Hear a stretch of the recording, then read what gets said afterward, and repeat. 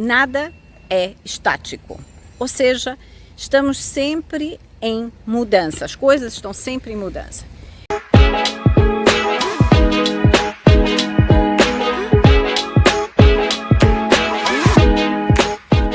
Olá pessoal, hoje eu estou falando aqui diretamente do Castelo de Nuremberg, ou como conhecido em alemão, Kaiserburg Nuremberg. Na Segunda Guerra Mundial, este magnânimo castelo, sofreu graves danos causados pelos ataques aéreos. Mas, em vez de os alemães cruzarem os braços, no período imediato pós-guerra, o que eles fizeram foi reunir os cacos da destruição, da derrota e reerguer este monumento. Os edifícios residenciais na área do castelo foram reparados nas décadas 50 e 60 do século XX e o palácio voltou a ser reconstruído mais ou menos nas décadas 70 e 80. Ou seja, em 1981, segundo, claro, registros, ele já tinha a aparência que nós vemos aqui. Se você está gostando deste vídeo, deixa já nos comentários gostei, que é para eu saber. Bom, o Castelo de Nuremberg é um conjunto de edifícios medievais fortificados no cume das roças da Arenito. Eu até vou mostrar para vocês uma parte, porque eu gravei, tá? O mesmo material foi usado para construir o castelo. E data que ele iniciou a construção por volta do ano 1000.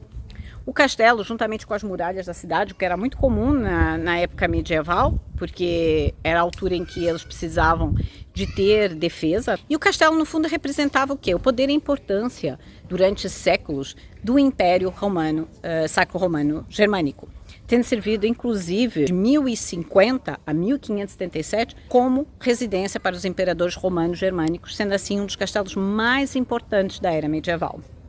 E devido ao seu caráter histórico e a sua estrutura defensiva, ele de fato é uma pérola de visita na paisagem de Nuremberg.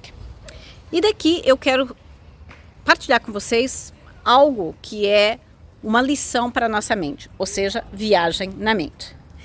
Ao fazer essa viagem, ao usufruir dessa beleza, daqui podemos retirar uma lição, que é a força histórica da ancestralidade. Este castelo tem mais de 1000 anos, uma idade que nem eu e nem você viveremos.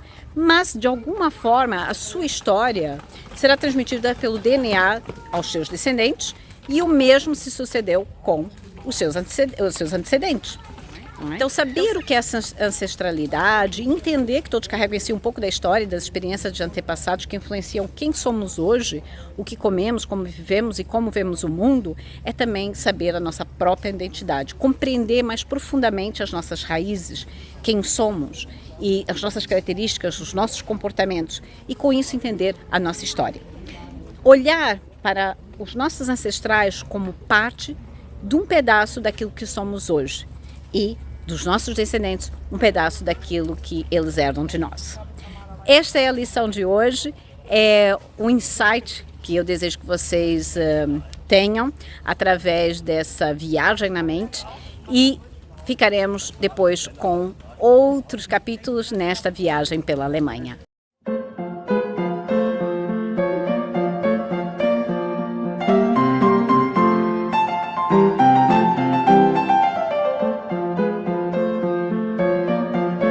Olá pessoal, bom, e aqui nós estamos exatamente na parte da cidade antiga de Nuremberg.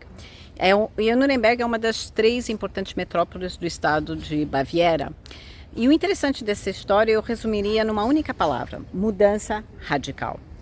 Além de Nuremberg ter ganho o título de Cidade dos Direitos Humanos após a Segunda Guerra Mundial, justamente por ter sido palco dos primeiros vereditos baseados no direito penal internacional, como os julgamentos de Nuremberg, ela também atualmente é sede das autoridades federais da Agência Federal de Emprego e do Escritório Federal para Migração e Refugiados. Porém, a cidade ganhou esse reconhecimento, ou melhor dizendo, o reconhecimento global anterior a isso, no século XX, durante a era nazi. Vocês já entenderam, né? Quando os comícios anuais do partido nazi aconteciam nos campos de comícios do partido e as leis de Nuremberg foram aprovadas. E o que foram essas leis de Nuremberg nessa altura do nazi? Antes de explicar, deixa já eu saber se você está gostando desse novo formato. E também, por favor, clique em gostar, subscreve meu canal e toca o sininho para seguir se você estiver me seguindo do YouTube e se você quiser me seguir pelo Instagram, é Karina Kimmich, ok? Então vamos lá. O que foram essas leis de Nuremberg, né, conhecidas como as leis de Nuremberg? Elas foram leis aprovadas no tempo ainda do Nazi. Vocês entendem, né? Porque eu não posso falar essa palavra porque eu posso o vídeo ser derrubado, tá? Então por isso que eu estou falando Nazi, mas eu creio que vocês entendem, né? Então esse foram um conjunto de leis introduzidas em 1935 pelo Reichstag, numa reunião especial durante o comício do partido, né? E elas tinham como pressupostos dois grandes pilares. Um pilar estava relacionado com a parte de limpeza étnica, que isso queria dizer o quê? As leis para a proteção do sangue e honra alemã, das quais envolviam exemplos como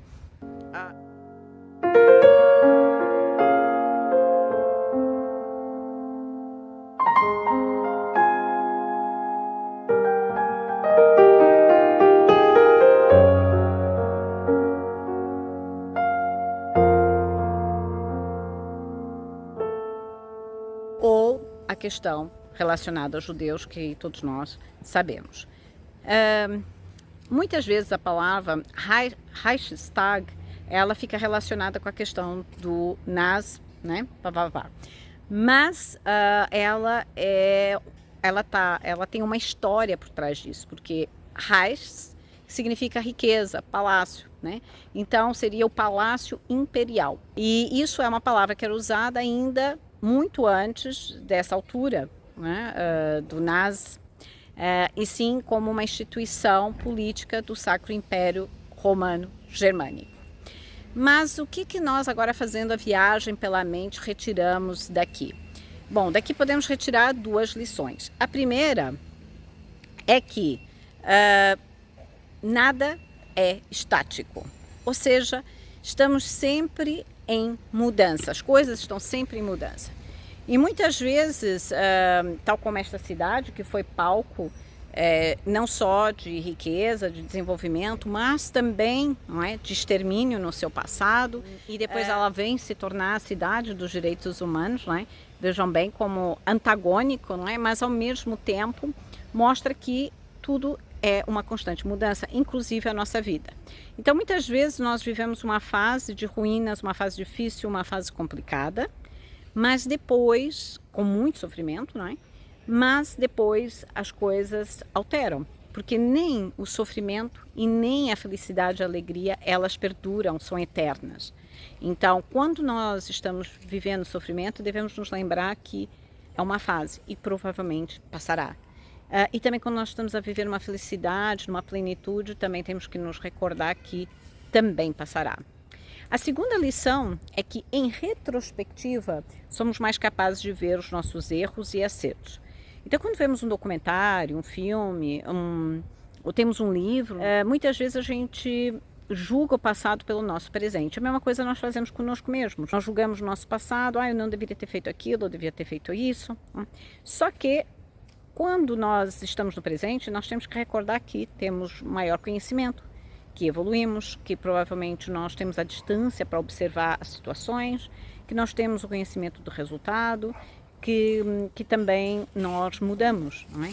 Então, é bom nós termos a noção de que a importância também de nós refletirmos e analisarmos o nosso passado com um olhar de observador e poder verificar o que nós estamos a fazer bem, o que podemos mudar, o que nós podemos transformar e permitirmos a nós mesmos fazer essa quebra das nossas limitações e reavaliar as nossas crenças e valores com um novo olhar, com um novo conhecimento, para que a gente evolua, para que justamente a gente consiga evoluir na vida, ok? E se vocês gostaram, clique no like, me sigam, aperte o sininho e um abraço e tchau, tchau!